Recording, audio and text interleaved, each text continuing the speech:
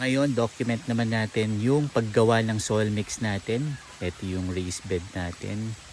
Ayan. Ito lalagay yung soil mix na 4. Ito yung ginagawa ko ngayon, yung raised bed B na napanood ko sa YouTube. Pero kung ano lang yung meron. Yung unang layer is mga branches ng mga puno. So ito, sustainable farming.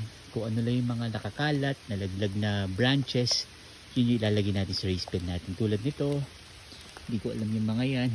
Pero ito, nakita ko papaya na natumba, nilagay ko na rin sa soil mix. Yan yung first layer natin, branches. Ito naman, second layer natin. Kanina nakakalat lang tong mga to, pero ito naman yung gagamitin natin second layer, mga twigs, mga mas maninipis na mga sanga na nalaglag. Sinama ko na rin yung dahon kasi kung iisa-isahin ko pantanggalin, may magtatagal lang tayo. So yan yung second layer twigs. Pero rin maraming twigs dito, yung mga sanga na kinain ng kambing na natira. Kung mapapansin ninyo, nabalatan yung ipil. Yan, yung brown. Kinain ng kambing pati yung balat. Kasi naman yung gagamitin natin pang soil mixture natin, mga twigs. Ang goal natin sa sustainable farming ay magamit kung ano yung mga available lang sa farm.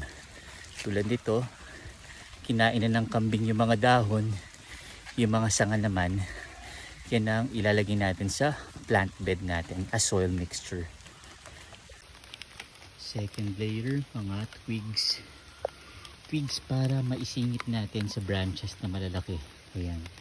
Tapos tinamper natin, inapak-apakan lang natin yan. Ito naman yung mga tuyong dahon. Ito ang ating third layer.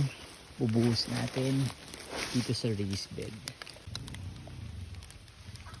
Third layer dahon.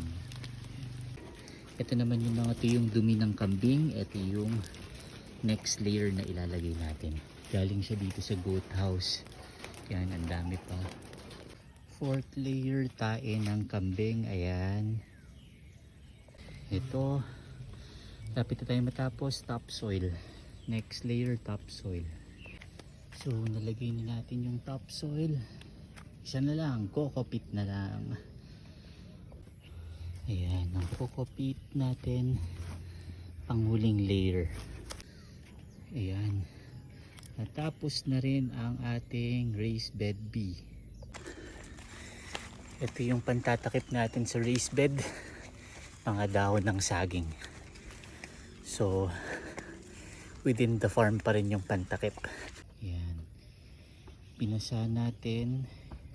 Tapos isa pang timba para mag-moist siya. Ayan. So, dahon ng saging pinantakip natin para di masikatan ng araw, manatili yung moisture niya. Tapos tapos na tayo.